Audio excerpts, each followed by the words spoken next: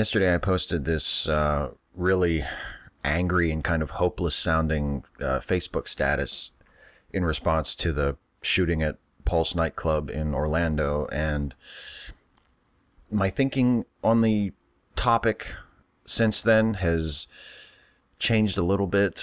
In some ways it hasn't. So this is just sort of where I've landed at the moment and how I feel about what happened in Orlando, which was the deadliest mass shooting in U.S. history. 50 people dead, 53 people wounded. And this, I think, is a good example. The evolution of my thoughts and feelings on this in the last day is a good example of the importance of listening to people who are different from you, and especially people who are marginalized, and who are members of the community that was targeted in an act of violence like this. Because when I first heard about it, and when I first read the headlines and read the news articles about it yesterday morning, my first reaction was, of course, gun control. You know, we had the most deadly mass shooting in U.S. history. When are we going to do something about the guns? Because that's a drum that I've beaten repeatedly over and over again. I've made multiple videos about it over the years. I've had way too many opportunities to talk about it over the years, because we continue to have these mass shooting events in the U.S., which just don't happen in other developed countries and other Western democracies. And they happen here constantly, and we seem just impotent to do anything about it. So that was my first response. That was my first reaction, to just go on another anti-gun rant. And then I saw people, realizing that the shooter was Muslim, and apparently the dipshit called 911 right before he started shooting and pledged allegiance to ISIS. And so now we have all the Islamophobes coming out of the woodwork saying this is what Islam does, this is what religion does. And my response to that was, well, I have to speak out against that. I have to, push back against this effort to co-opt this tragedy and make it about, driving more suspicion toward Muslims and more hate toward Muslims and more animus toward Islam, and because God knows we don't have enough suspicion and criticism and intolerance toward Islam. That's clearly what allowed this to happen, right? We're just way too pro-Muslim in the United States. But then I started paying attention to my gay friends and my trans friends, my queer friends, and I realized that it would be wrong of me to make this event about either guns. And honestly, at this point in America, that's just throwing good money after bad. I mean, if Sandy Hook wasn't enough to spur us to action, to real meaningful action to stop our gun problem, I hate to say this, but I don't think the Pulse shooting is going to do anything either. I can't make it about guns. I can't make it about Islam, or even primarily about defending Muslims from the hate that they're receiving, even though that is absolutely awful and unconscionable, and I stand against that completely. And I am completely opposed to anyone using this event to try and turn even more angry eyes on Muslims in this country or anywhere else. But the victims of this event, the targets of this crime, were gay people and trans people. This shooter selected a gay nightclub. He chose that venue. He chose that location to carry out his slaughter during Pride Month. And that, I think, is what I should be making this about. I don't think I should be using this meager little platform that I have, whatever it is, to be beating the anti-gun drum or to be beating the anti-Islamophobia drum.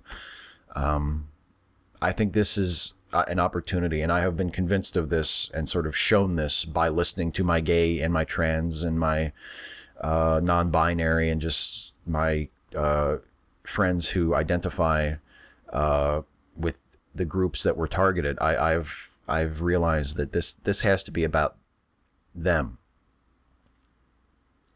and about how they're feeling in the wake of this.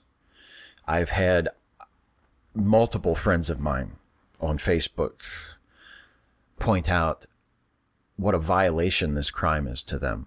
Not just because it was a hate crime targeted at people like them, but because it was carried out in a gay club, which to many LGBTQ folks is like a sanctuary, is a place where they can go and be themselves and be open with who they are and who they love and what they like to do and what their personality is. They don't have to restrain themselves or hide themselves. And for a lot of people, that's the only place where they can go to do that. People like me, people who are privileged, who live in a culture where cis hetero straight people are viewed as the norm and as the default and have had everything sort of structured around us, we don't realize how homophobic and biphobic and transphobic and just queerphobic in general our culture still is. We pat ourselves on the back for legalizing same-sex marriage and for being so progressive and for making such amazing progress in such a short time. You know, we got rid of the ban on gays in the military, and we legalized same-sex marriage. We're really making progress, and we are. And I don't mean to denigrate that progress, but God damn it, we have to realize how hostile and vicious this culture still is toward gay people and trans people and queer people of all stripes. I mean, we can't be blind to that. And an event like this really shows it for what it is, and really shows that even though legally, in many cases, although still not in all cases, at least in terms of the explicit letter of the law, gay people and trans people are protected from discrimination, and they can marry and they can go about their business. But culturally, there are still a lot of pressures on gay folks and trans folks to remain closeted. And that's a big problem. And in that culture, for someone to invade a space made by and for LGBTQ folks, where they can go and be themselves and be with each other and escape from the social pressures and the discrimination and the marginalization that they feel on a daily basis, for someone to invade that sanctuary and commit an atrocity like this, that's unthinkable. I can't imagine. I can't imagine what that must feel like to my friends who are LGBTQ, whether they were in the Orlando area or not. I know a few people who were in the Orlando area. I don't think I know anyone who was actually at Pulse when this happened, but I know people who were in the area, and I know people who either were there that night or who frequented that club. And I mean, I just can't imagine how you must feel. I was looking through Facebook and Twitter this morning, and I noticed that Callie Wright, the host of the Gaytheist Manifesto podcast, someone who I was absolutely thrilled and honored to meet at the Reason Rally last week, posted a status that said, here are the two things that I think your LGBTQ friends need to hear from you. I love you, and I will stand up for you, and I will work to make the world a better place.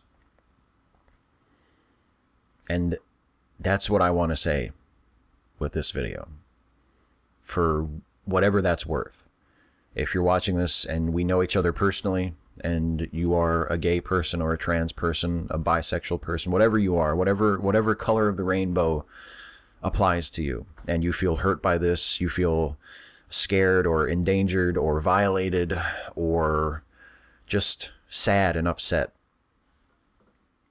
I love you, and I'm here for you, and I want to help you. I want to stand up for you. I want to help make this a world where these sorts of things don't happen, and where the the sorts of feelings and prejudices that underlie events like this are no longer present, are no longer tolerated, are no longer accepted.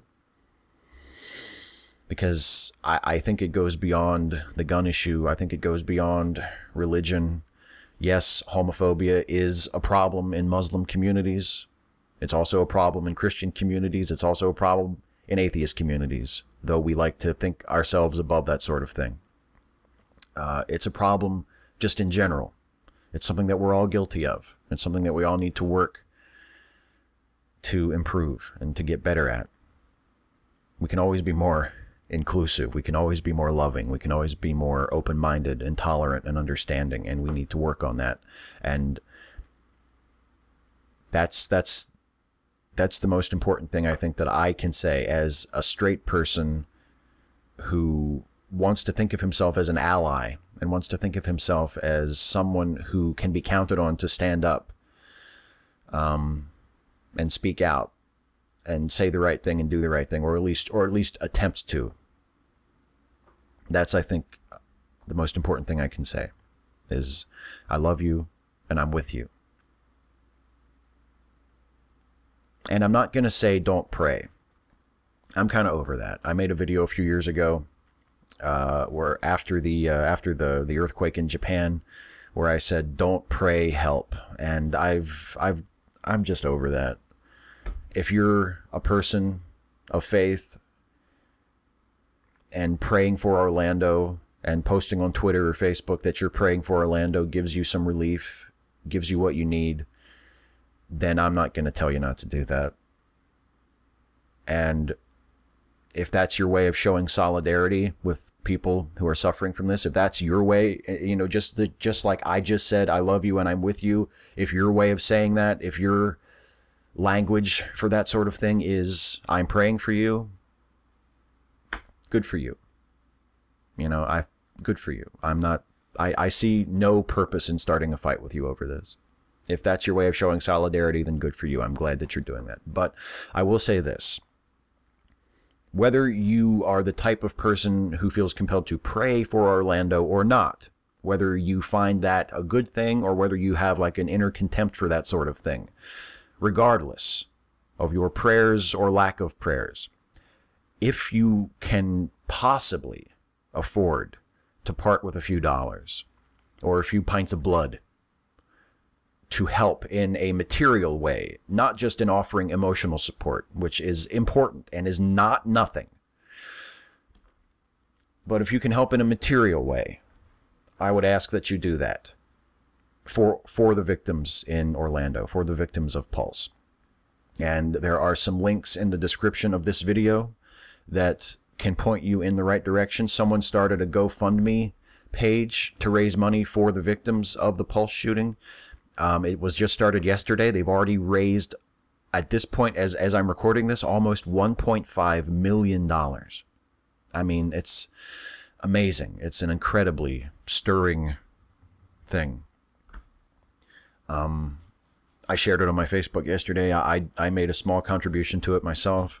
If you can afford to part with a couple of bucks and support that, I think that would be a wonderful thing to do. If you can't afford it, that's perfectly fine, but maybe consider sharing it. If you have a Facebook or a Twitter or a YouTube page, consider sharing it. Consider getting more eyeballs out there, because $1.5 million is a hell of a lot of money, but I'm sure it could always be more. I'm sure that they will have a need for every penny that they raise. There's also an organization called the Orlando Health Foundation, which supports hospitals in the Orlando area. That would be a wonderful cause for you to support as well. They accept donations. I'll link to their page in the description of this video. And of course, if you are in the Orlando area or you can travel to the Orlando area, I'm sure that the Red Cross would still love to have some of your blood. I'm sure they still have a need for that. And whether you're in the Orlando area or not, support your local Red Cross. Donate blood or donate money to your local Red Cross or to your local disaster relief organizations, whatever they may be, just in case something like this happens in your area. We all hope that it doesn't, but, you know, if I start going down that road, this will turn into an anti-gun rant, and that's not what I want to do. So that's all I have to say, I guess. I'm not as hopeless about it as I was yesterday. I went through a period when I was thinking about this yesterday, when I wrote that Facebook status, where I was just angry and hopeless and just everything sucks and we suck and everything is terrible and it's never going to get any better. And there's hope. Things can get better. Things will get better. We will make things better. I think it will probably take a lot longer than it needs to because of various things. But as long as we have each other, and as long as we love each other, and as long as we are there to support each other, and we accept each other as we are, and we stand up to anyone who tries to put us down or put our friends down or try to make the world in a way that leaves people out or marginalizes people or oppresses people, as long as we are here to fight that and to stand together against that, and to stand for equality and inclusion, then things will continue to get better. That's my hope, and I really believe that. And I'm going to do whatever small part I can to help that happen. So I hope you guys will too. Anyway, that's it. Thanks for watching.